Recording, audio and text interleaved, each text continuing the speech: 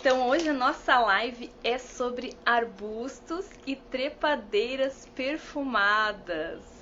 Estão preparados para esse assunto? Quem gosta de uma plantinha, de uma florzinha com cheirinho gostoso, aquele aroma de jasmim maravilhoso, hein? Levanta a mão aí, quem que tem um arbusto ou uma trepadeira perfumada em casa, no jardim, na janela do quarto, na janela da sala. Vocês sabem que eu adoro uma planta que chama Jasmim dos Poetas, que me lembra muito a minha infância. Minha mãe tinha ela na janela da suíte dela, do quarto dela. E aquilo tinha um perfume quando florescia, gente, que ficava assim no ar. Era muito gostoso mesmo. E uma planta super fácil de cultivar. Nunca deu problema nenhum, nunca teve praga ou doença. De vez em quando a gente tinha que fazer uma poda nela só. Mas ela era maravilhosa. Um xodozinho mesmo, aquele Jasmim dos Poetas. Gente, hoje eu tô fazendo a nossa live de Brasília, tá? Geralmente eu mostro as plantinhas pra vocês, mas foi complicado achar um lugar que tivesse as plantas e que tivesse uma boa conexão de internet pra gente fazer a live. Então eu tô fazendo aqui do hotel mesmo, onde eu tô em Brasília. Eu vim pra um evento e aí eu arrumei esse tempinho aqui pra gente ter a nossa consistência aqui na nossa live, tá bom?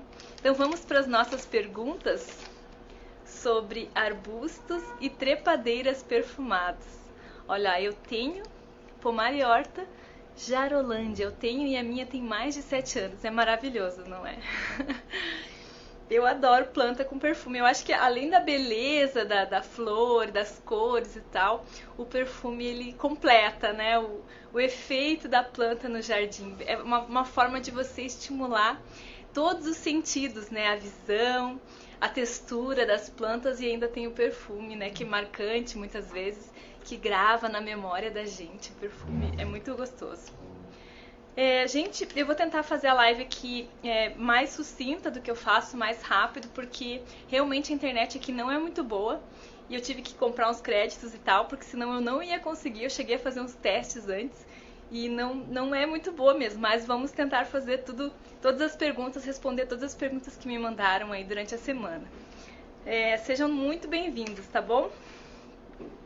A primeira pergunta, é da Isalete, tá? Ela disse assim: tem uma medinila magnífica, tá? E em vaso que nunca floresceu, e ela tem a planta há mais de 3 anos. O que ela pode fazer? Quais são as opções que ela tem para fazer essa planta florescer, né? A medinila é uma planta linda, maravilhosa, que tem uns cachos cor-de-rosa, e ela é originária das Filipinas. E o ambiente dela é uma floresta, é um lugar úmido e quente, tá?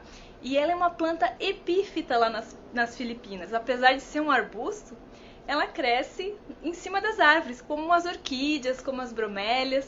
Ela gosta desse tipo de ambiente. Então a gente tem que tentar imitar ao máximo esse tipo de ambiente para nossa medinila ficar linda e florescer. As principais causas da medinila não estar florescendo é falta de luz, tá? Em primeiro lugar, é falta de luz. Muita gente cultiva ela como uma planta meio de sombra, né? Ela tem a folhagem escura e tal. Só que ela precisa da luz da manhã e da luz da tardinha para florescer, para ficar linda, tá? É importante. Então, acho que esse é o principal ponto. Mais luz, muitas vezes é mais luz, tá? Não é muitos outros fatores. Outra questão que pode acontecer é a maturidade da planta.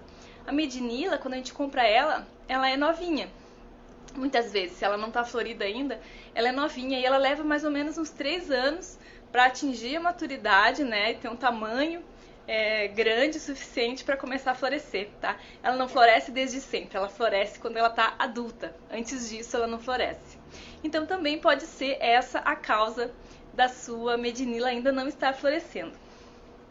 E por último, é a fertilização, tá? É uma planta que gosta de fertilização, e para medinila a gente pode usar um protocolo de fertilização muito parecido com orquídeas, tá? A gente pode usar, inclusive, o mesmo tipo de adubo que se usa para orquídeas, a gente pode usar para as medinilas. Mais um ponto que eu acho bem importante, apesar desses três aí serem os mais importantes, é quanto à umidade do ar, tá? Muitas vezes a gente cultiva uma planta e não respeita a umidade do ar que ela gosta. Então, às vezes, ela não tem aquele desempenho que a gente gostaria, porque ela não está tendo a umidade do ar que ela precisa. E para a medinila não é diferente, ela é uma planta tropical, de uma floresta úmida, tá? Uma planta epífita, num lugar em que geralmente é mais úmido, e a gente precisa fornecer essa umidade para esse arbusto epífito. E como que a gente pode fazer isso? Usando um umidificador, né? Eu já falei em outras lives, em outras aulas, usando um umidificador, usando um prato embaixo do vaso com pedras e água também funciona super. E pulverizando a planta, de preferência várias vezes ao dia, umas 2 ou 3 vezes por dia, se você mora numa cidade que não é muito úmido, tá? Ela não pode pegar aquele sol forte do meio-dia, apesar dela precisar de mais luz, ela não pode pegar aquele sol forte porque vai queimar as folhas dela. Vamos para a próxima pergunta. A Cecília perguntou o seguinte, Cecília, grande beijo, a Cecília é uma amiga minha de faculdade e ela descobriu aqui que eu tô fazendo live e adora planta também e me mandou várias perguntas sobre esse assunto. Vejo que os meus jasmins têm pragas que matam a planta. O que eu posso fazer? Em primeiro lugar, a gente tem que identificar que praga é essa, né? Se é cochonilha, se é pulgão, se é formiga, se é lagarta, tá? Tem muitas pragas, mosquinhas, tem fungos gnats, tem um monte de pragas que podem estar atacando a sua planta. Então, o primeiro passo é descobrir que praga é essa, porque para cada uma a gente tem uma remediação diferente, tá? A gente não trata tudo igual. Praga é só um veneno, não existe isso. Então, dependendo da praga, a gente atinge eles, né, controla esse problema de uma forma ou de outra. Em segundo lugar, é muito importante a gente saber por que a nossa planta está com praga, tá? Os jasmins, eles geralmente são mais resistentes a pragas. Então, alguma coisa ele está passando, que está faltando para ele, que ele não está conseguindo se defender sozinho. Então, além de você identificar a praga e tratar a praga, é fundamental você entender por que a sua planta ficou suscetível à praga, sendo que isso não é muito comum, tá? Então, ver esses dois pontos, tá? Entender que praga que é para poder controlar e entender também por que a minha planta ficou suscetível, o que está faltando para ela, é adubação, é luz, é água, é umidade do ar, tá? Como que está a ventilação? Às vezes é um desses fatores que está propiciando a aparecerem pragas nas suas plantas. Vamos lá. A Camila perguntou o seguinte: a lavanda pode ficar em sol pleno? A lavanda tanto pode ficar em sol pleno como ela é uma planta de sol pleno. A lavanda é uma planta da família das lamiáceas e a maioria delas vem da região do Mediterrâneo e lá onde elas ficam em lugares rochosos, né, com pouca água e com muita luz, com muito sol. Então, o alecrim, a lavanda, o manjericão, o orégano, o hortelã, são todas lamiáceas, tá? E principalmente essas que têm a folha fininha, como o alecrim e a lavanda, e meio acinzentada, assim, com essa cera, né, por cima, e bem aromáticas, elas precisam de sol pleno, ou seja, sol o dia inteiro. Então, a lavanda, ela tanto pode ficar, como ela precisa de sol pleno, tá bom? Espero ter respondido a sua dúvida. Às vezes a gente tem a ideia de que tem que proteger a planta do sol, mas às vezes é aquilo que ela mais quer, é aquilo que ela está adaptada, tá? Então, nem sempre a gente tem que pensar nisso. A Camila também perguntou o seguinte: existe um vaso específico para plantar a dama da noite? Eu tenho uma e queria poder melhorar ela. Não tem um vaso específico, tá, Camila? Pode ser um vaso de plástico, um vaso de fibra. Particularmente, eu não gosto muito de usar vasos de concreto, de cimento, principalmente para quando é planta grande, assim, porque eles são muito pesados e eles alcalinizam um pouco a terra. Então, eu só não colocaria num vaso de cimento. Mas é mais uma questão pessoal, tá? Tem gente que usa, que impermeabiliza, que fica direitinho e tá tudo bem. Mas fora isso, não tem uma razão assim especial para ter um vaso diferente para a Dama da Noite. O importante é só que o vaso seja proporcional à planta, tá? Não pode ter um vasinho pequenininho e uma planta enorme, que não vai funcionar, e nem um vaso muito grande, uma planta que não é tão grande assim, tá? Que também não funciona.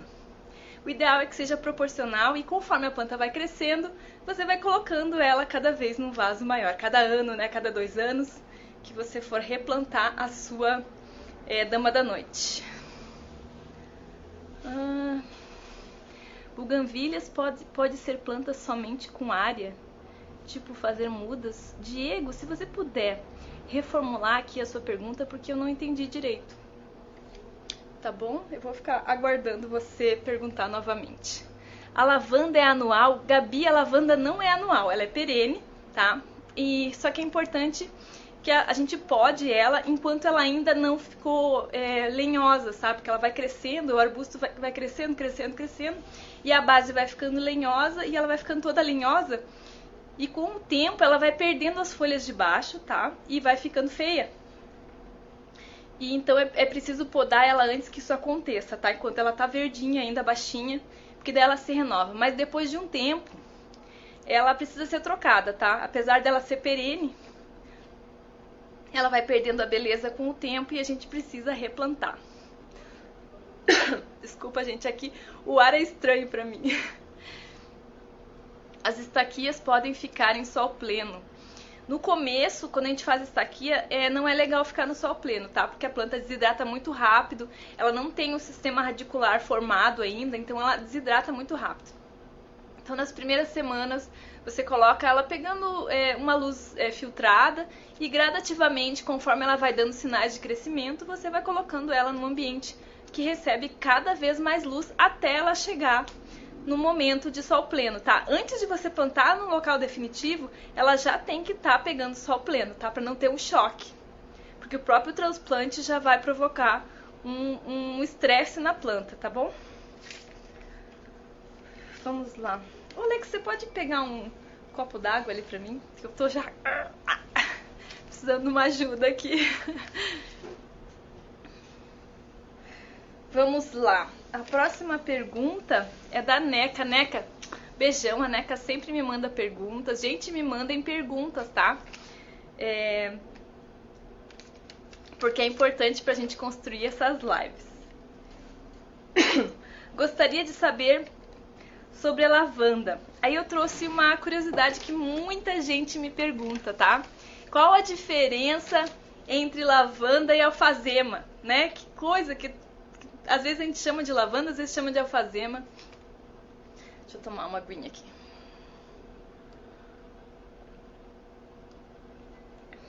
Ah, que diferença. Mas enfim, na verdade a alfazema, ela é um tipo de lavanda, tá? A gente chama de lavanda todas as plantas do gênero lavandula. Então, se tem no nome científico lá lavandula, ela é uma lavanda. Mas a alfazema é somente a lavandula latifolia, que é uma lavanda que tem a folhinha um pouquinho mais larga e ela tem um aroma mais forte, tá? A alfazema tem um aroma mais forte que a maioria das lavandas. Então, a alfazema é uma lavanda, mas não necessariamente a lavanda é uma alfazema. Acho que ficou claro a diferença aí. É possível fazer mudas de musgos e avencas? É possível sim, tá? As avencas, elas são rizomatosas, só que tem que ter uma planta maior, tá? Uma planta muito pequena vai ser meio difícil. E aí você faz a divisão, né? Desde que fique a estrutura completa em cada planta, não é difícil multiplicar avencas.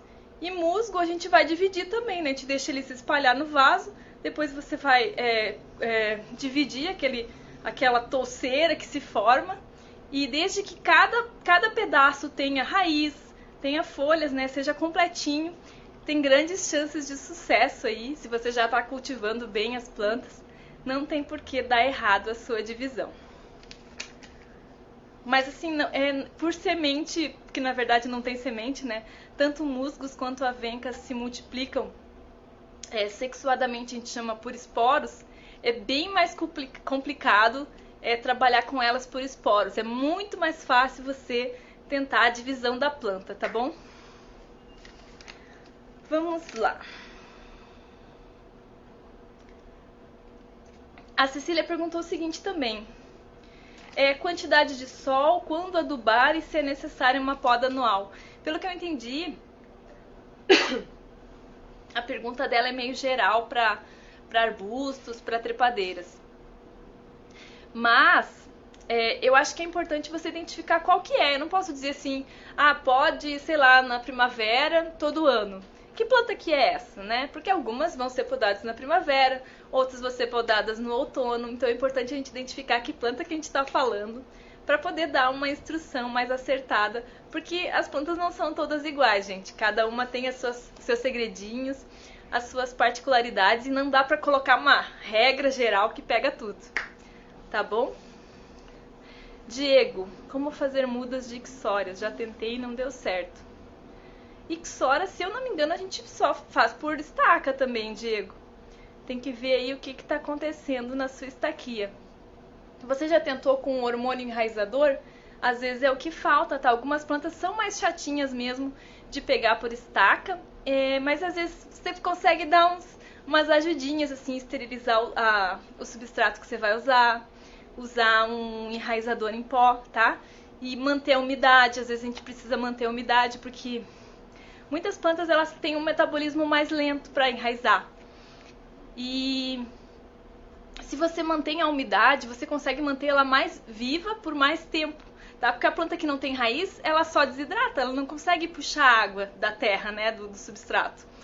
Então, se você puder manter a umidade, fazer tipo uma estufinha para cultivar suas estacas, talvez aumente aí a chance de sucesso, tá bom?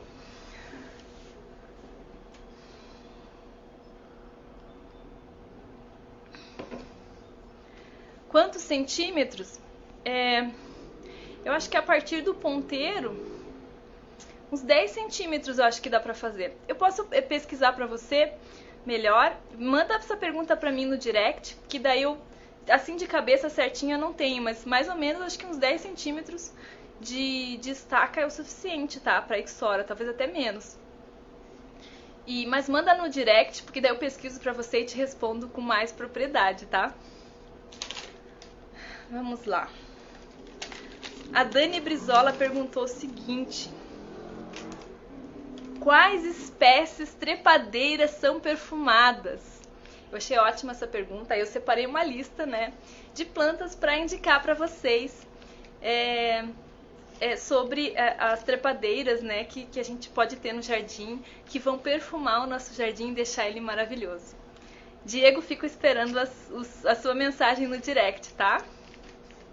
Pode me incomodar lá, às vezes eu passo rápido assim e acabo não respondendo, mas se você me lembra que eu respondo, tá? Não é por mal, não. Olha só que legal essas plantas aqui, tem de vários tipos diferentes. Roseiras, tá? Tem muitas roseiras que são trepadeiras, variedades. Algumas são mais perfumadas, outras menos, mas a gente pode comprar e escolher uma roseira que seja bem perfumada, tem perfumes diferentes. O legal na produção de cultivares de roseiras é que são procuradas plantas com perfumes específicos. É bem interessante de estudar essa parte. A glicínia, tá? Que é maravilhosa. Aqueles cachos, parece uva, né? Aqueles cachos lilazes, são bem perfumados também. A madressilva, tá? Que é uma planta que já é até invasora, ela cresce no mato e ela tem um perfume delicioso que lembra jasmim também. O jasmim dos poetas, também, que é como eu contei no começo do vídeo, que lembra a minha infância, que tem um perfume maravilhoso. E é super rústico, tá? O jasmim é uma planta muito rústica. Depois que terminar a live, e eu vou postar ela no YouTube, aí eu vou colocar lá os links para vocês conhecerem, porque aqui falando só o nome da planta, fica difícil você imaginar que planta é essa que a Raquel tá falando. Mas eu vou colocar os links para vocês saberem de que plantas eu tô falando. E às vezes a gente não quer só uma planta que seja perfumada, a gente quer ela que seja cor de rosa, ou que ela seja branca. E aí lá vocês vão ter essa ideia mais visual, né? Porque aqui fica meio complicado de mostrar todos esses tipos para vocês. A clematis também é maravilhosa. O jasmim de Madagascar, ou de Madagascar, né? Que é o Stephanotis também, é muito perfumado, muito mesmo. A ervilha de cheiro, que dentre todas essas que eu falei, eu acho que é a única que ela é anual, tá? Que você planta a sementinha, ela cresce e ela é perfumada também, tem umas florzinhas bem delicadas, coloridas. E você pode ter ela numa estrutura mais leve, uma trelicinha, alguma coisa num vaso, que não existe uma pérgola enorme, um caramanchão todo, né? E você consegue ter uma trepadeira delicada e perfumada, que é anual, que você planta de semente, super fácil. Ah, obrigada, Diego. Tem o jasmim estrela também. A caracala, essa planta vocês vão achar linda quando eu colocar o link lá, porque ela parece uma concha. E ela tem um degradê de cores e também é perfumada, maravilhosa.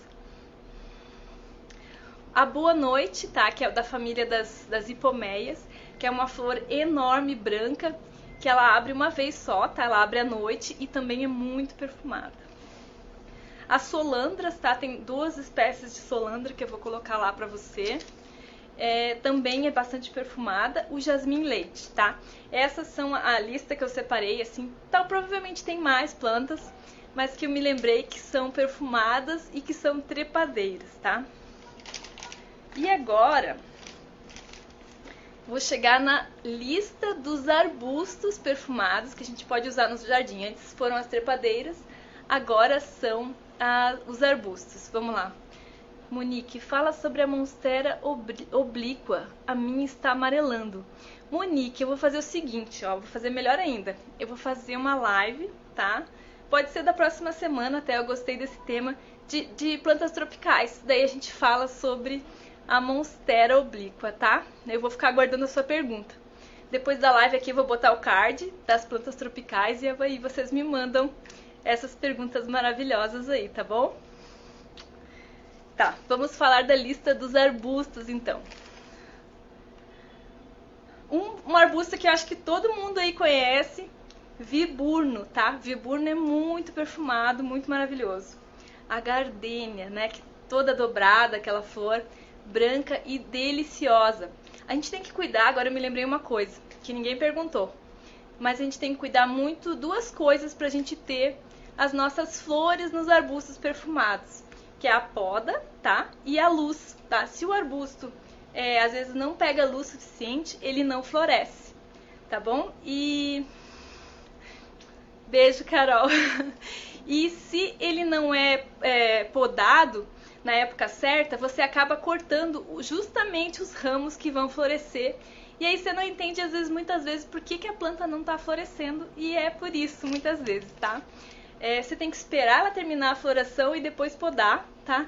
Para você não sacrificar a floração da planta. E algumas plantas, como a gardênia, ali que a Gabi está perguntando, às vezes a gente quer manter ela num formato mais formal, quadradinho, e aí realmente é mais difícil a gente conseguir uma floração grande quando a gente quer um arbusto formal, tá? Porque tem que estar sempre podando. Mas a gente pode deixar ele em algumas épocas do ano mais bagunçado, mais informal, para que ele floresça e fique bonito.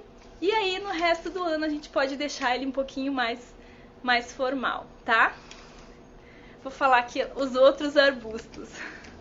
Ó, olá Raquel, abração para os cultivadores da Paraíba. Muito bem, muito bem. Paraíba aí marcando presença. Próximo. Eu falei do jasmim dos Açores, também não falei ainda, né? Falei agora. Que é bonita também e é muito perfumada. O jasmim café, que muita gente conhece. O jasmim árabe, tá? Tem o manacá de cheiro, que é aquela que vai mudando a cor da florzinha, né? Que é bem lindo também. O jasmim árabe, o jasmim da Índia. A dama da noite, que a gente falou mais no começo, que é muito perfumado. O jasmim asa de anjo, jasmim todos, né? Vocês já viram que todos são perfumados. Boa tarde, Lu. Acho o arbusto formal muito brega. Em alguns, eu acho assim que depende do paisagismo, né? Em alguns paisagismos, ele tem até uma função, né? O arbusto formal, né? Às vezes a pessoa coloca com alguma função, ele se encaixa, né? Naquele estilo de jardim. E em outros tipos de jardim ele não tem nada a ver. A gente nunca vai conseguir um jardim tropical, né? Aquele jardim mais informal, mais assim da casa da gente, né? Formal, né? Fica meio estranho. Mas dependendo, às vezes, em algumas situações ele até combina. O que eu não gosto não é nem o que é formal, mas aquele que fica uma topiaria muito que deforma a planta, sabe? Que ela perde muito a característica dela, a característica natural dela. Tipo, se você poda muito uma planta que é para florescer e ficar linda e com a poda ela não fica, ela perde essa floração, eu acho, putz, né? Não precisava fazer assim. Podia deixá-la florescer e aí podar depois, aí tem que ver, né? Cada um é cada um. O paisagismo é intuitivo, é interessante, mais sensível, né? Eu acho que é isso que você quer dizer. Jasmim do Caribe, não tem cheiro, mas está sempre florido. Algumas plantas não tem perfume, hortênsia não tem perfume, mas aí, né, vai de cada um. Eu acho que a gente pode pontuar o jardim com algumas que são perfumadas, outras que não são. Algumas plantas são perfumadas, mas é um perfume suave, não chega a ficar, né, o ar todo, né, a volta toda com aroma, que nem hoje eu estava passando num parque aqui em Brasília, no Parque Burle Marx, que fica pertinho aqui do meu hotel, e tinha uma espirradeira. E eu adoro o cheirinho da flor da espirradeira. Ela lembra pra mim uma baunilha, sabe? Bem suave, bem delicada. Mas pra sentir o cheiro você tem que enfiar a cara na flor mesmo. Então não é um arbusto perfumado. Tem perfume, mas não é uma coisa que fica emanando no ambiente, tá? O que mais que eu tenho aqui? O lilás, tá? Que não é tão comum, mas é uma planta que tem uma flor bem bonita e é bem perfumada também. A trombeta de anjo, que é aquela que fica na beira do rio, sabe? Aquela planta que parece um sino, assim, branco, né? Chamam de saia branca também. Ela é perfumada. As daturas também, que são da mesma família, né? da trombeta de anjo.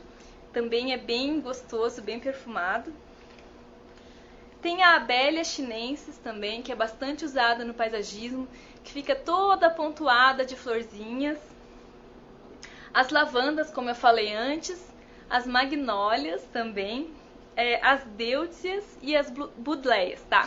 Depois eu vou colocar os links, não se assustem com esses nomes estranhos, porque depois vocês vão poder ver lá no YouTube, tá, gente? Vocês vão ter que acessar o canal para ver os links com as fotos das plantas que eu vou colocar para enriquecer aqui a nossa live. Que mais? Por último, eu vou responder uma dúvida que a Cláudia me mandou, que é o seguinte: se pode colocar arbusto ou trepadeira na janela do quarto, tá? Porque muita gente tem essa dúvida.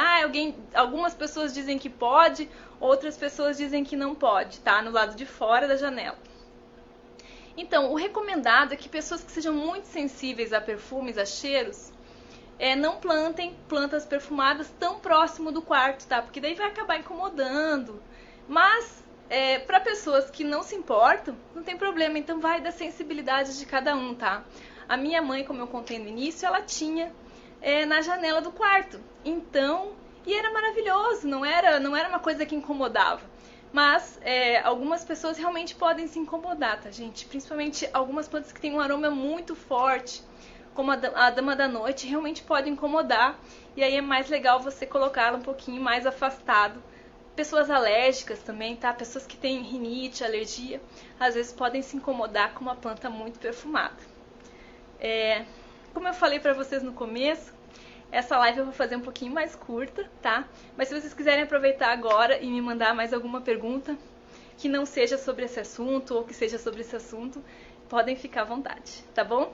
A live depois vai eu vou publicar ela aqui no Instagram e depois eu vou baixar ela e vou publicar lá no YouTube e no Facebook com os links que eu prometi pra vocês conhecerem as plantas das listas de trepadeiras e de arbustos que eu contei aqui na live, tá bom? Um beijão. Se ninguém tiver mais alguma pergunta, eu vou desligar, porque eu acho que daqui a pouco a conexão vai cair aqui, porque realmente não tá muito bom mesmo. O pessoal comentou aí que até tava travando, tá?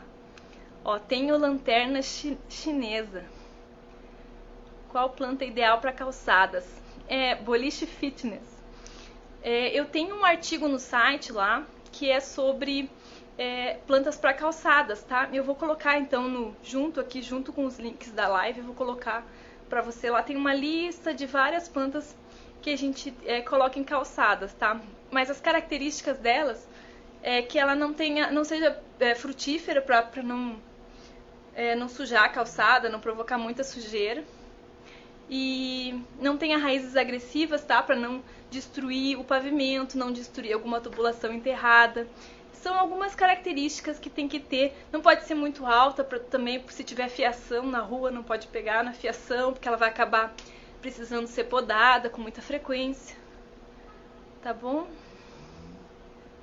Sugiro uma chamada sobre Dama da Noite. É uma boa ideia. Você falou sobre podar a lavanda, mas como podar?